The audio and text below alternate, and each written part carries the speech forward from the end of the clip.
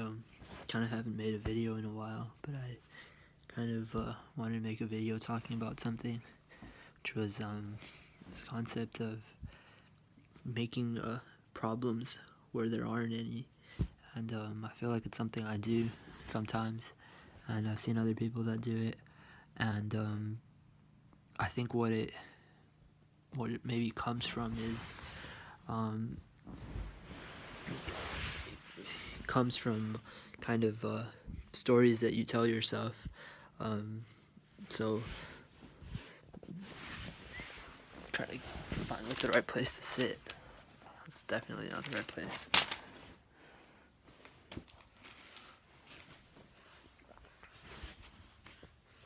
So like immediately, something that I kind of think of is that God. So immediately something that I kind of think of is this concept of how it doesn't matter how smart people are. Like smart people will, like in terms of just raw intelligence, it doesn't matter, and it almost never does. That the smartest people will sometimes do.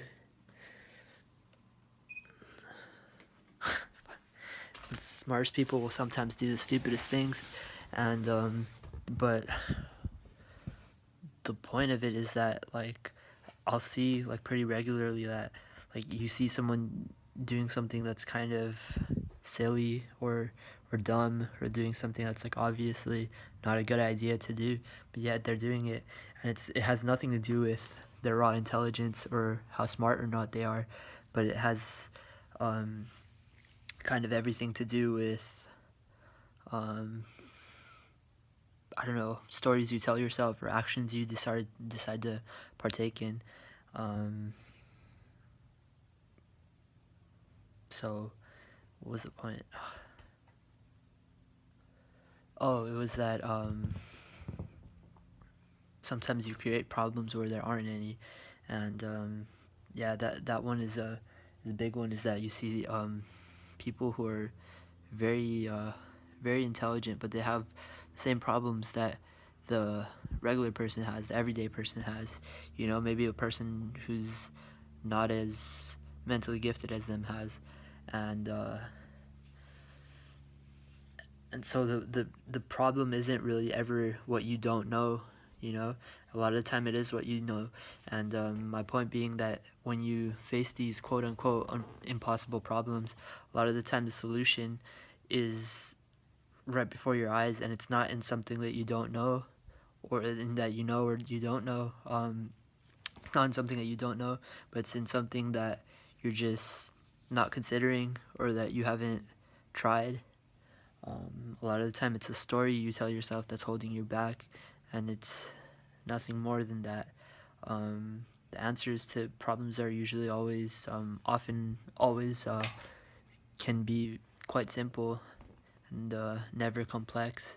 Even when they are complex, it's like the principles to them are pretty simple, and just those kind of like expounded. I think that's the word. Um, those kind of just like taken and made broader might make it look slightly complicated, but it never is. Solutions are usually simple, and it's kind of just doing things that's kind of the hard part. But how do you have something happen where like suddenly you what was I gonna say? Oh, that suddenly like you didn't have a problem, and then suddenly there's a problem where there wasn't one.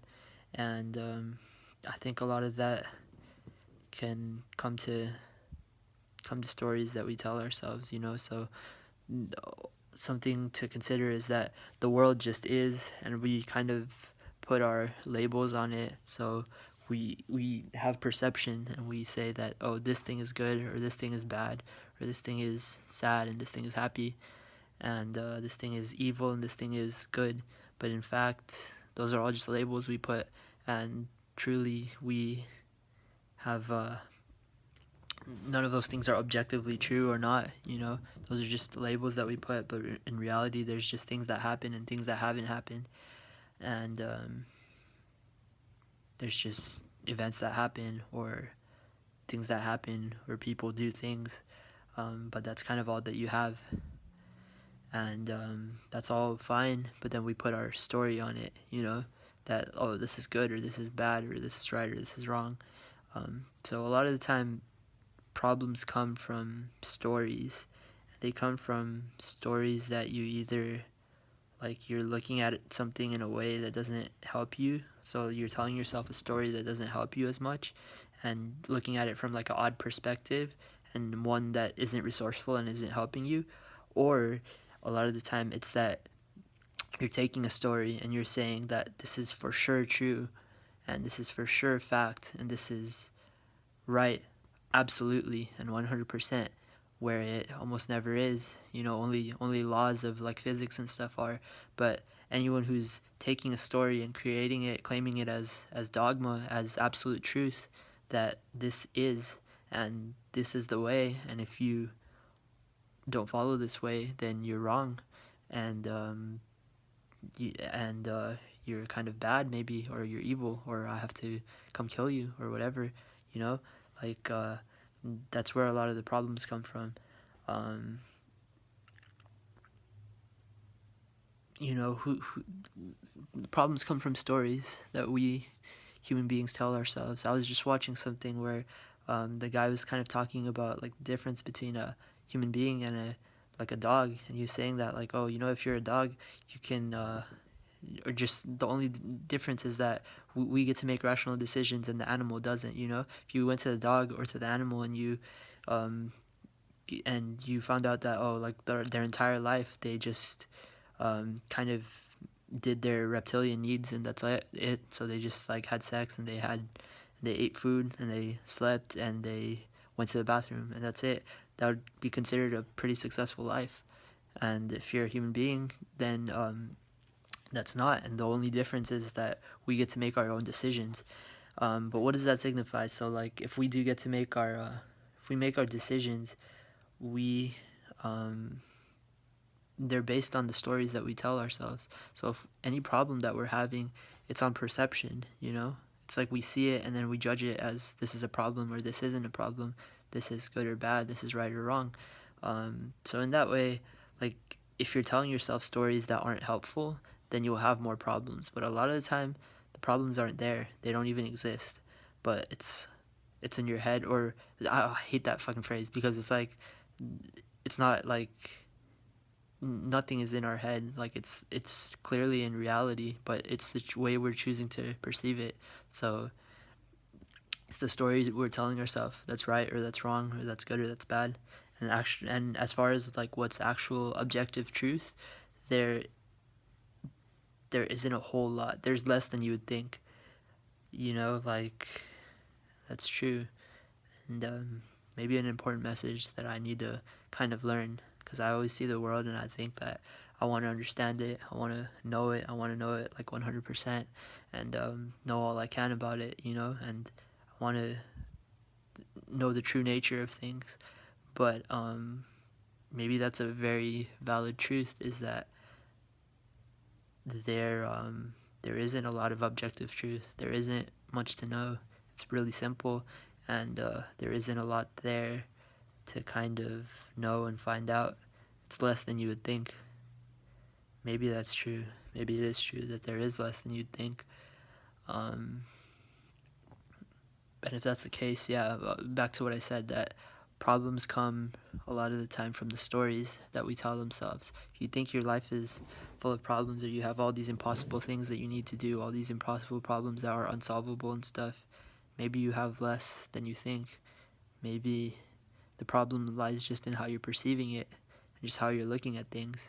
And maybe there's actually far less impossible problems than you think in front of you and stuff. It's kind of and again, just the main point is that the problems come from the stories we tell ourselves. And also, the other wrong thing to do, the problems come from the stories we tell ourselves. You want to tell yourself more helpful stories, more resourceful stories that will be productive and kind of help move your life in a positive direction, help kind of spur personal growth and personal development in yourself. So like going towards things that are uncomfortable, or maybe that you're a little bit afraid of, but that force your character to grow and stuff. And then just the other thing to consider again is that um, other problems come from stories that you or other people say are objective truth and objective fact, and are dogma or are gospel or are like right no matter what, and then you kind of get that in your head and you fixate on it, and have all these problems come from that, from just in regards to yourself or with other people, when there's like nothing there. Examples of that, of course, are like religion and problems with that, like, oh, people saying this book is right, and then where someone says, oh no, it's not, and then next thing you know, like there's fighting and violence over trivial things, maybe that are not trivial to them if they take it as dogma, but things that we don't know happened thousands of years ago, a couple thousand years ago, and people are fighting over it. And if you just explain to like a child in like very simple terms, like, oh yeah, they're just like fighting over, like, oh, I believe this and I believe that, and then they're like, oh, like, why can't they just, the child would say, why can't they just agree that, or see that, oh, their views are different, and then just go on with it, and like either of them could think that, oh, the other person's kind of dumb or something, and you'd say, wow, well, you should be a fucking president. But it is that simple, and I think a lot of you tell the child that, and it's just that doesn't, it's not how the world works, and the only reason is because like Ray Dalio said this, the founder of Bridgewater, and one of the most successful hedge fund in the world. He said that like the main problem of the world is that people aren't willing to kind of look at the way they see things and like consider looking at them differently, consider that there's perspectives and not much else, that objective truth, and this is me, but like he was saying that, like, yeah, people aren't willing to kind of consider their opinions and look at things from a different nature and put their egos aside, but what I'm starting to kind of see more and more is that there is an objective truth, but it's a lot less than you think. It's a lot smaller than you think, and the world is pretty simple. And if you have problems, sometimes they're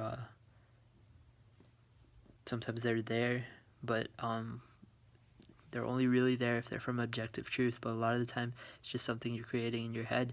It's from the stories you tell yourself. So you want to tell yourself more resourceful stories, and you don't want to say that a story is absolute and for sure and is the only way to go. And if it isn't that, because objective reality, there's less of it than you'd think. There are less rules than you'd think that are objectively true, or that are law, or something like that. And just the last thing is that kind of the answers are always simple, and they're always right in front of us a lot of the time, and the solutions are very often like things we've already heard or already know about, and they're before our eyes, and it's kind of on us to kind of realize that, like it's rare that you find a solution to something and it's not something that you've ever heard of in your entire life, or that you haven't considered and stuff. People know the answers to things. People know that, oh yeah, if you want to lose weight, you got to exercise, and there's no like really clever tricks to doing it. But yeah, I guess that's just the final point, is that the stories we tell ourselves kind of contribute a lot to whether we think there are problems or not. But a lot of the time, there's less going wrong or less problems than you think, and it's a lot in how you're perceiving things. Tell yourself more resourceful stories, because stories create perception, and perception creates our reality.